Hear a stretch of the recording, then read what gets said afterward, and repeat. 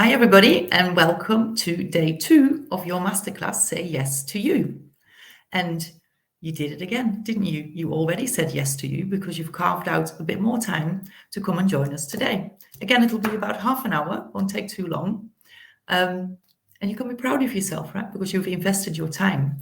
Now, the thing is that yesterday, Facebook was absolutely fine, but the streaming into LinkedIn didn't actually work. So in the end, I sorted it out, but the actual 6 o'clock timing didn't really work. So I am just going to check to make sure that I am actually on LinkedIn at the moment. So I'll going to ask my assistant to check if it's actually streaming. So I'll ask my assistant to check if it's actually streaming. Is it on? Okay, I think we're on. Good stuff. All right. So now remember that you're here because you do believe there's something more to life, right? And there's probably something that you can do, you really want to do, but you're not actually accomplishing it, or it's taking way too long. Okay, so really what we're trying to find out, what we're going to find out here is how you can get to living the life that you really want to live, right? And I should imagine that it is not things like working 60 to 80 hours a week. It is not thinking about work when you're not at work. It's not feeling guilty because you should be more with your family and your loved ones, and not feeling frustrated because you want to do something, but you feel that you can't do it or it's not possible because. And definitely you don't want any drama in your life, right? So when you think about, because we're on a life's journey, right? And at the end of it, what do we want to move back on? Sorry, just give me 1 second. Check. Not on LinkedIn. Okay, guys. So it isn't actually on LinkedIn. So what I will do is I will restream that again after this session. So I apologize for the delay on that again. I have no idea what's going on there.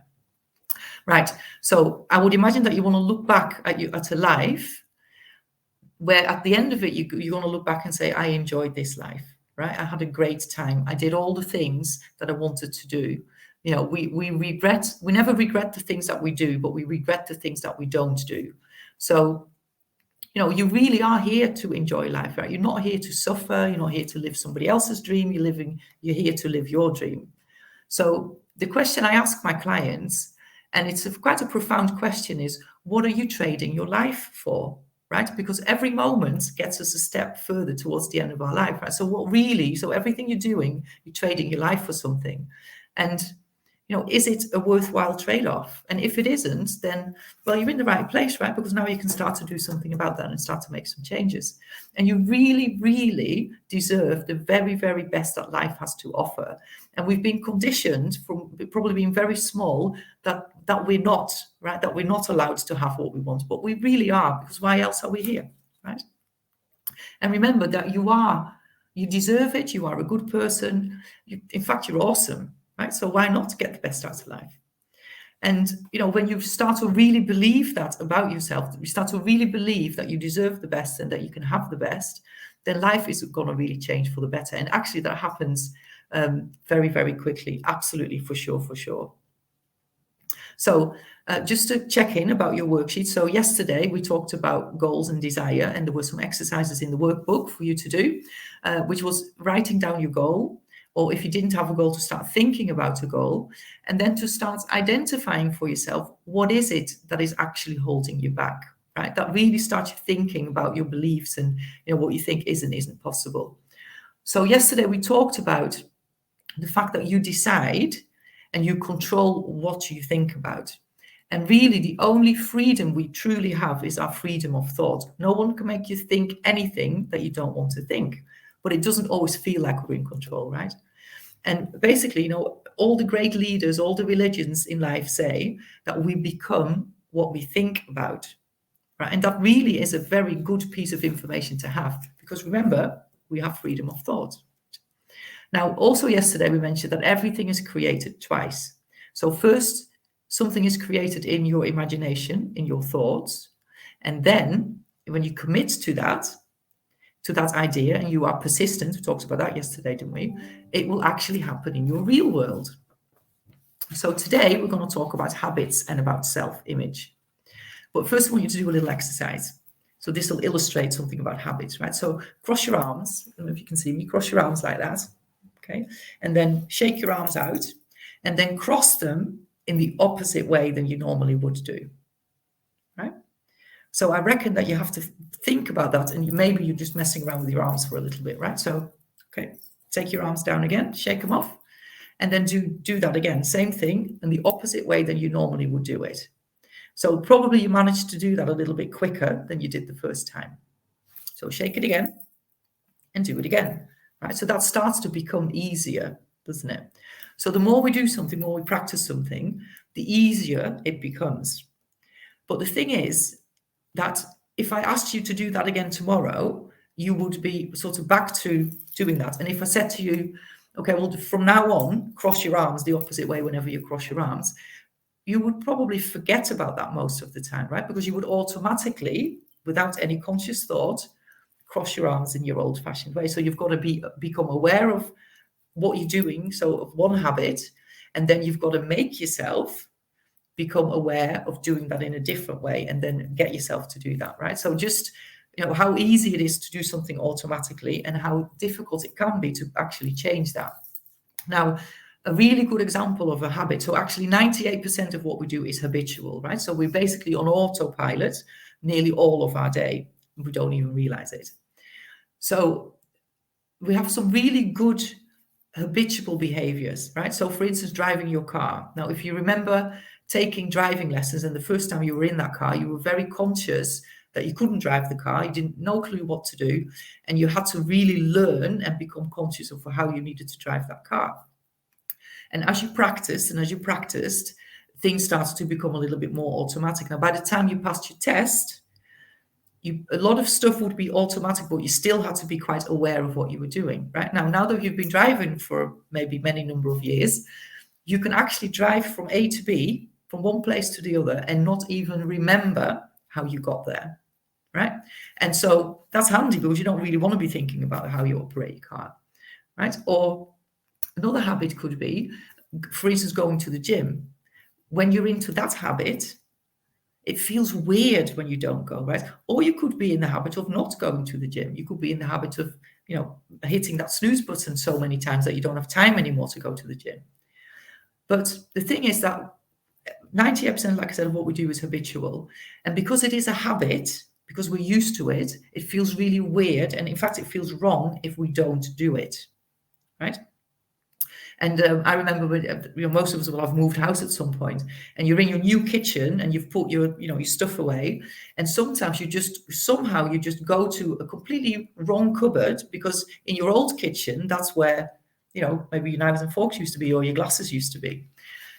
So really weird, but it's completely automatic. And like I said, a lot of habits are really good. Making a cup of coffee, having a shower, your morning routine, all great habits. But then we have some habits that really don't serve us.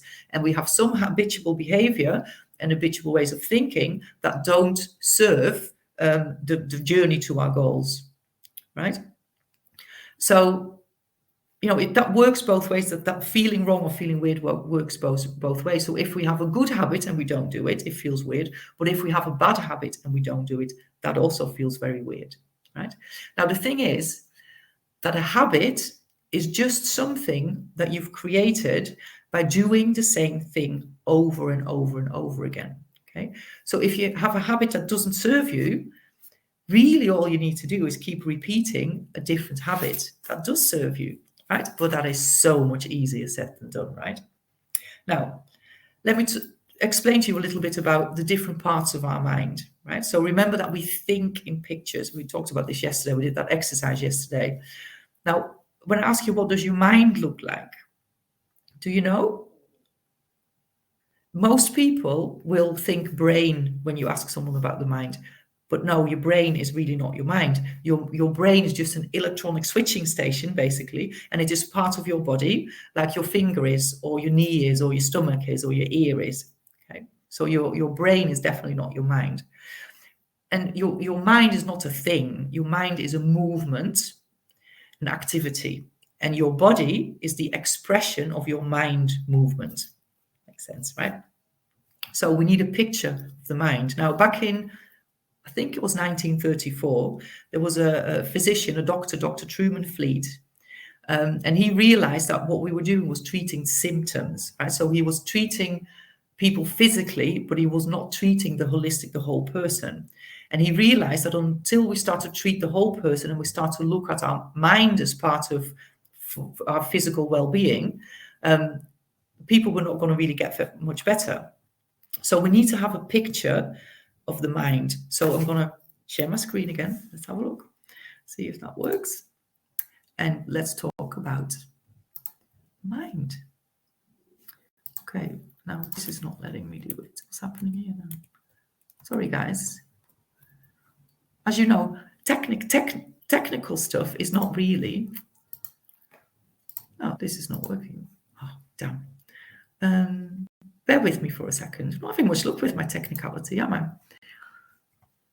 No, this is really weird. Okay, so click on there.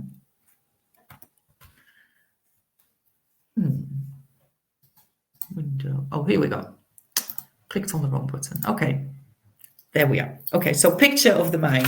I'm laughing at myself because I really want this to go so well and be so perfect. And obviously it's not, right? And what a relief that we don't have to be perfect, that nobody is perfect. And we all have these little issues. And some people have more technical issues than others, me being one of them. There we go. Okay, so your mind. So like we said, your mind is not a thing, it's a movement, and we need a picture of the mind to be able to work with it. And, you know, as Bob Proctor says, who is the person who created the program that I facilitate, he said, you know, most people, and we know this, a lot of people go for analysis for years. They go to therapists and they go to psychoanalysts and all of those people, and they're working with the mind, but they don't have a picture of it. So it's really not possible to change something if you don't really have a picture of it. Okay, so Dr. Truman Fleet drew this picture. So we drew a big circle, called that the mind, and then he put a line across that, and the top half is the conscious mind, and the bottom half is the subconscious mind. And then he drew a little body underneath that, as you can see here. Okay, now, the conscious mind is our thinking mind, right? Now, it's what individualizes us. It's where thoughts come in. And the conscious mind has the ability to accept and to reject a thought or an idea. Okay. And then we have the subconscious mind. And the subconscious mind is what we call the feeling mind or the universal mind. This is where we feel our emotions. And those emotions set up a vibration. Okay. So that attracts. Now, the feeling mind, the subconscious mind, only has the ability to accept, right? So the subconscious mind can only accept what the conscious mind impresses upon it. Okay? And now the body expresses what is impressed onto the subconscious mind, and it expresses that through action, through our behavior. Now remember, there's a law of cause and effect. So every action has a reaction. So all the actions that we take cause a reaction, so you get a reaction, and that's what we call our results. So that could be, you know, your circumstance and your environment. Okay, so basically what this means is that your thoughts cause your feelings, they create your feelings, and your beliefs and your conditioning, we also call that paradigms.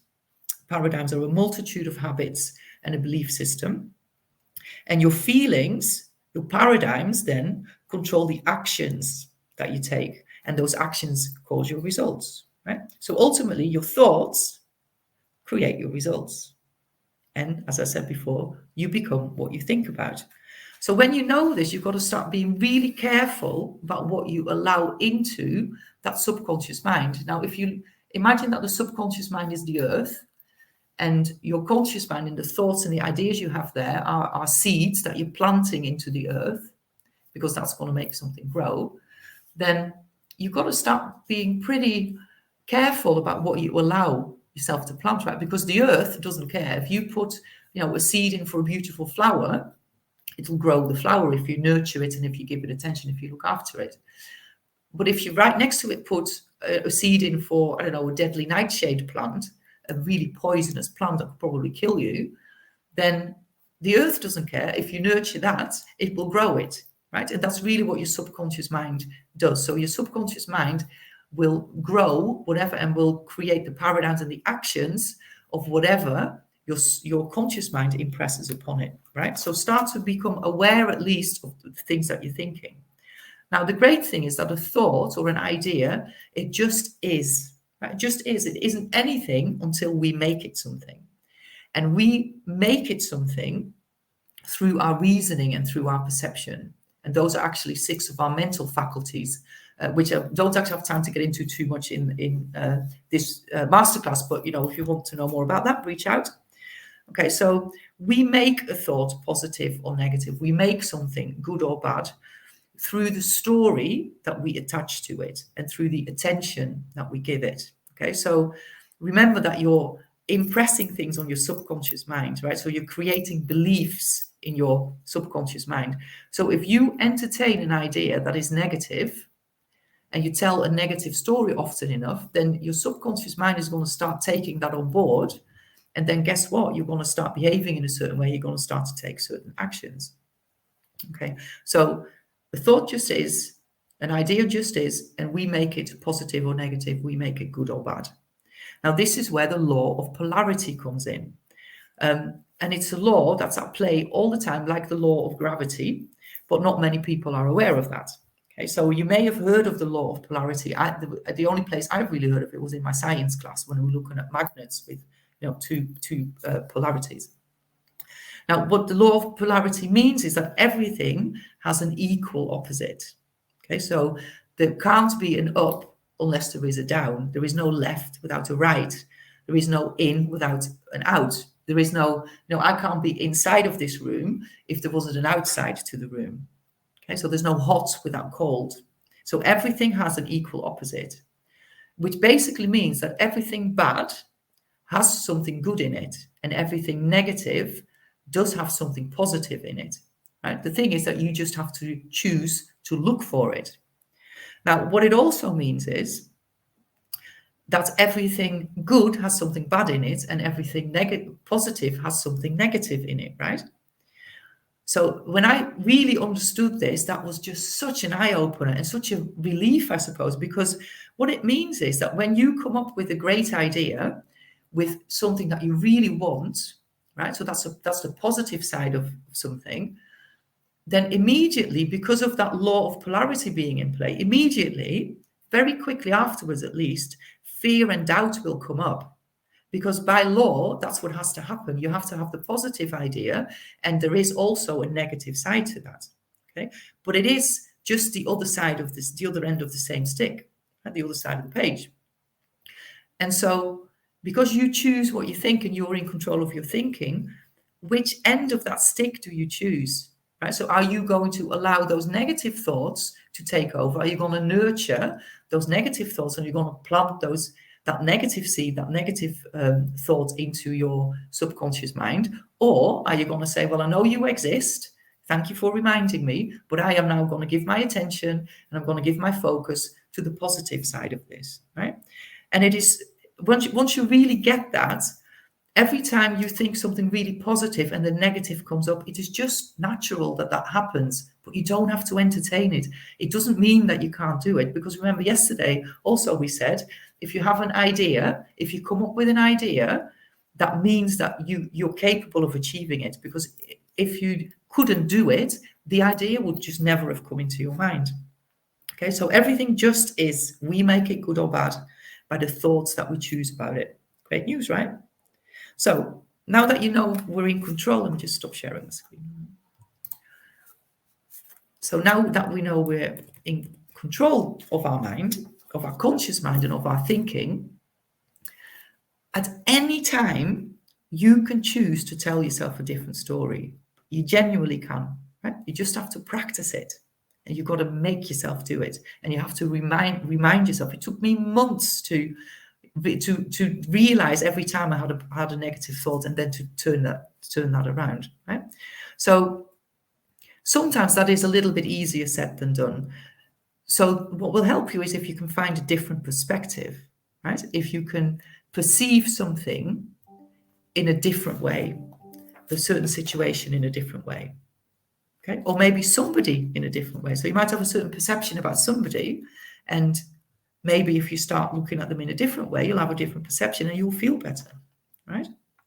So this is, again, one of your mental muscles. And like I said, lesson 5 of my Thinking into Results program really gets into that. And what you basically learn to do is that you stay in charge of you. You stay in charge no matter what is going on outside, no matter what your circumstances are. And so we're learning to live from the inside out rather than from the outside in. Now, of course, we're going to notice what's going on around us, right? And that, we should notice what's going on around us.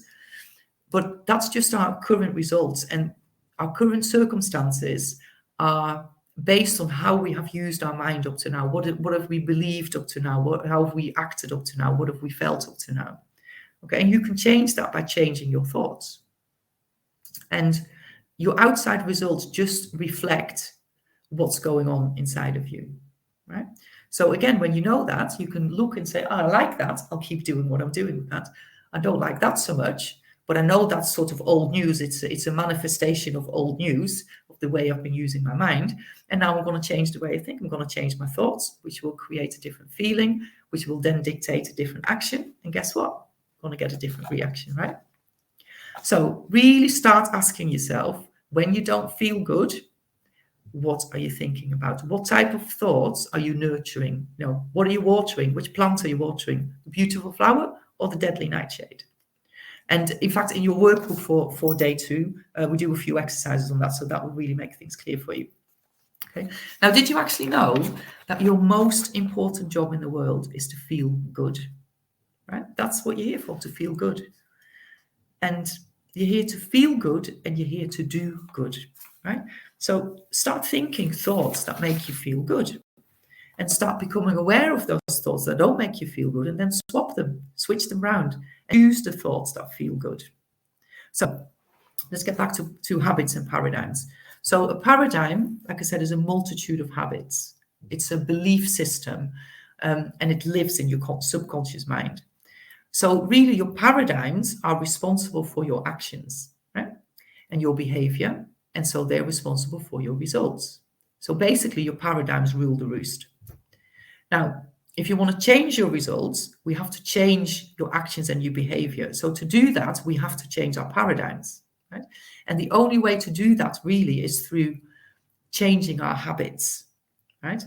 And in the workbook exercise, again, you'll explore some of those, what we call non-productive habits, and start to think about how you could swap those into productive habits and identify those. Now, the thing with habits is that we really can only change 1 or 2 habits at a time. If you try to do more, it really doesn't work. And, maybe you've done this before. You've said, okay, from Monday, I'm going to do these 6 things differently. And nothing happens because it's too much. So you need to work on 1 at a time, maybe 2 at max. A little bit like I always give this example to my clients, a little bit like a circus artist, right? So spinning the plates. So we've all seen them, right? So he has a stick, lots of sticks and lots of plates. And he starts to spin one plate. But he makes sure, or she makes sure, that the plate is spinning properly before they go on to the next plate. Then they go on to the second plate, spin that plate, make sure that that's spinning properly. And now all they have to do is just give a little tweak to the first plate, second plate spinning, put the third plate up, start spinning that one, and so on, right? So you've got to make sure that you've got one new habit down pat before you start on your next one. Okay. Now what you'll find is that once you've changed your first few habits, a lot of the other habits that you have will change sort of automatically. And the only way to change a habit is through what we call constant spaced repetition. So you have to do it over and over and over and over again. Because the habits that you have now, you only have them because you've kept doing them over and over and over again. The reason that you know your times tables without really thinking about it is because over and over and over again, you've practiced those. I remember when we were at primary school, we were practicing the timetables and we were singing them, right? So now I know that 6 times 7 is 42, I think. Okay, so the thing is that you have to consciously replace a bad habit with a good habit. So you can't just get rid of one bad habit without replacing it. And if you don't consciously replace it with a habit that serves you, with a good habit, you will normally automatically replace it with another bad habit. So think about someone who gives up smoking, bad habit, but then starts eating a lot of chocolate, other bad habit, right? And so really start to explore that. And if you want to start changing some habits, sort of preempt that by making sure that you know what your new habit is going to be. Okay, so we have habitual ways of doing things, and we have habitual ways of thinking as well, and we have habitual ways of feeling. And in fact, we have habitual ways of interacting with people, right? So if you're in a relationship, whatever kind of a relationship that is with somebody, you tend to have a paradigm in the way that you act together and you react together, you interact together. Okay, and you'll see that, you know, at work there'll be a particular culture in your business, and people are acting and behaving in a certain way, and that's really just, so culture really just is group habit. In your family, you'll be, you know, acting in a certain way. It's just a group habit because that's what you got into. So if you have any issues there, the thing we need to do is start to think about that differently, start to perceive things differently, and then we start to behave differently. And guess what? The other person then has to start behaving back to us in a different way. They have to start giving us a different reaction, right? So, you know, it's really a massive eye opener. That, and when you really get into that and you start to become aware of that, and all my clients say this, right? This is the first thing that very, very quickly starts to improve their results and gets them moving towards their goals. It's awesome. Okay. Now, the first thing you have to do, you have to decide that you're going to do this new habit, right? So you've got to decide it, make a committed decision, and then you've got to make yourself do it. So maybe, you know, you want to get up earlier and do a bit of studying. So you've got to set that alarm and you've got to do it. Now, one of the things actually that really helped me when I started to get into some new habits in the morning was the 5-minute rule. And there is a book, can't for the life of me think what the author's name is. It's a lady, I can't remember. But it's the 5-second rule. So your alarm goes off, or your last snooze goes off, and you go 5, 4, 3, 2, 1, and up you go, right? And then you do it, because your conscious mind has to catch up with your subconscious mind. So you push yourself before your conscious mind can start to tell you why you're not going to do it. Okay, or maybe, you know, a habit is that you want to go to the gym, right? And so you've got to block time in your diary to start going to the gym, and then make yourself do it. Now, once you've done it for a while, that new habit will start to take hold, and it will now start to feel weird if you don't do it, right? So now your new habit has become your new paradigm, but it's still not the easiest way to do, right? So the thing is that you have to see yourself as that person with the goal achieved. Remember yesterday we talked about goals and about desire, and you want to be excited and inspired and delighted with your goal and what you're working towards. So you've got to start creating that image of you doing the thing already that you want to be doing. And when you start to get a clear image on that, it will be way, way easier for you to change those habits and to stick with it and to be persistent. Now, the thing is that it's actually quite hard to change an ingrained habit by yourself, right? Especially if it's something that you haven't done before, which is the CTAB goal that we would be working with. So what happens is that you know on a conscious level that you can do it. Yeah, you ask yourself the question, am I able? Yes. Am I willing? Yes. So you 100% know at a conscious level that you can do it, but it's not happening. And that's because on a subconscious level, you haven't developed that belief yet. And what will happen is that your paradigm is so strong. So the old way of you, your old identity is so strong that it will keep pulling you back from it. Okay? And paradigms, they're really sneaky little things because they don't announce themselves, right? And they will talk you out of doing the very thing that you actually want to do. And what paradigms also do is they create your logic. So they keep you thinking inside your box, your current frame of reference. So even when a new idea comes up, an idea that would get you towards your goal, you either won't even recognize that it's an idea, or you just won't entertain it because your paradigm is saying, no, that's not you. That's not how we do it. You know, and you don't entertain the idea. So nothing happens, right? So to implement that new productive habit and to change that paradigm, it's likely that you're going to need a coach or someone to hold you accountable, right? And someone to get you dragging outside of the box. Now, if you think of anybody who is really good at something, so think about athletes, for instance, or a tennis player, you know, a world top class tennis player, or a golfer, or a swimmer, or, you know, an artist. or industry leaders, they all have an instructor, they all have a mentor, because that mentor helps you understand yourself better. They will push you and they will get you out of your comfort zone. They will hold you accountable, right? And the thing is that it is outside of your comfort zone where the magic happens, right? If you've ever worked out in a gym, it's at that moment where you push yourself just that little further, that's where you get stronger. That's where the change happens. That's where you get fitter. Okay. So if you really, really want to be good at life, most likely you're going to need a coach or a mentor to help you with that. Now, one of your biggest paradigms is actually your self-image. How do you see yourself? Right? So ask yourself, how do you see yourself in relation to your goal? Now, if we understand that the outside world is a reflection of what's going on inside of us, so it's a reflection of our thoughts, our feelings, our actions, behavior, and the reactions that we're getting, then how are you living, right? It is reflective of your self-image and of your belief systems, right? So that's what we need to start exploring, because the thing is that you can never achieve anything beyond what you believe is possible, and you can absolutely never outperform your self-image. So really, really ask yourself, how do you see yourself? Look at your results, and that will tell you how you really see yourself. And you might not want to believe it, right? But that is what's happening. So your self-image is totally dictating what your outside world looks like. Now, the thing is, when you start working with this and when you start exploring these things, you know, it takes courage, right? It takes courage to ask yourself these questions. You've got to be brave and ask it, because it's uncomfortable, and we don't like feeling confused. We don't like feeling uncomfortable. So your paradigm will pull you away from the exercise of, you know, exploring yourself and getting to understand yourself better. So you've got to get vulnerable, right? And you're safe. So it's safe to do that because you can count on you, right? And you've got to be honest with yourself. So in the workbook, again, you know, there'll be some exercises for that. So write down how you really see yourself. Now, your self-image really controls your results. And what it will do is, it's like a thermostat, really. And it controls the temperature of your life, is what we always say. So what it will do is, if you're underperforming, it will give you a kick up the arse, right?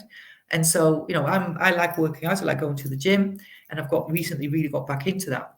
But I do sometimes like to just hang on the couch or sofa, depending on which country you're in, and watch Netflix. So sometimes I will binge watch a series on Netflix.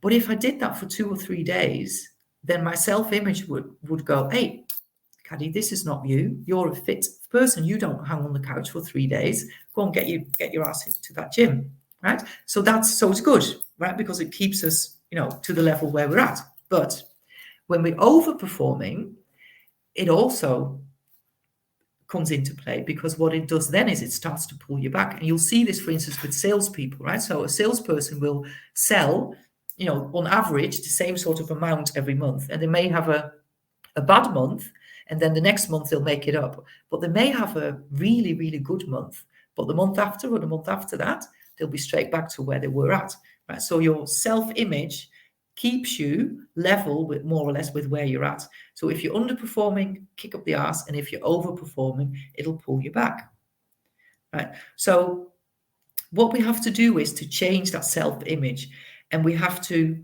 do that again through constant spaced repetition of imagining ourselves as that person with our goal already achieved, right? So we're creating a new identity in our mind. Now, remember, you imagine it first, then it happens, right? So the image of yourself that you are creating has to then start playing out in the real world, right?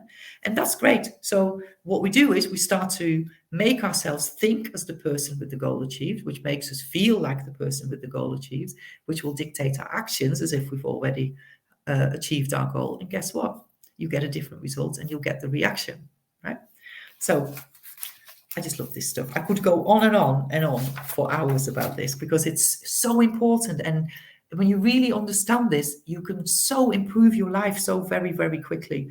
Really, really unbelievable. Anyway, so more to cover tomorrow. And I'm just going to check if there are some questions. I do think I have some questions here. Okay, yeah, talking about the gym. So what's this now? I keep trying, but I stop and start with my gym fitness.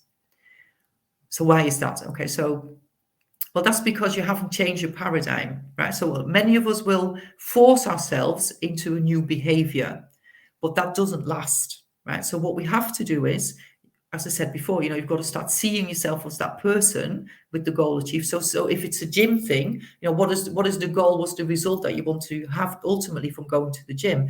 And start seeing yourself like that, right? So maybe it's becoming more fitter, like better cardio. Maybe you want bigger muscles. Maybe you want to release some weight. So start seeing yourself as that person with that wish already fulfilled, with your goal achieved, and then that will make it easier to change some of those habits. Okay, here's another one. I was like this. I find myself checking emails for work in my evenings and weekends. I tell myself I won't, and before I know it, I'm checking again. Right, so this is a habit, and I have the habit, right? So the thing is that you got used to doing that, and so your paradigm will pull you into doing that, even if you tell yourself you're really not going to do it. So remember how we said you had to replace a bad habit with a good habit? So what really helped me, was to preempt that urge coming up to check my emails and already have know what I was going to do instead. Right. So one of the things I would do instead I would write down some of my affirmations, or I would write down my goal 3 times, right? Because then you're sort of breaking that pattern. You can take a step back, and before you know it, you're no longer looking at your emails. But you got to keep doing it over and over again, right? And it may, if you're checking your emails Friday night, Saturday 3 times, Sunday 3 times, then maybe you start with not checking them on a Friday. And then maybe you don't check them anymore on the Saturday afterwards. So make sure that every time that urge comes up, you already have preempted that, and you already know what you're going to do instead, and then go and do the other thing. Okay. So tomorrow we're going to talk about a couple of really big paradigms, big beliefs that we hold, and most people don't even realize they have certain beliefs about these, or they have certain very strong paradigms about that, and they are time and money, right? And that's going to be really good. I'm really looking forward to it. Now, make sure that you read and you do your workbook. And again, if you don't have it, please message me and we'll get it sent across to you. And if you have any questions, then you know where to find us. Please reach out. And I've got a special announcement to make for you tomorrow. So all I can say is make it a tremendous Tuesday, and I will see you for a wonderful Wednesday tomorrow. Thank you. See you soon.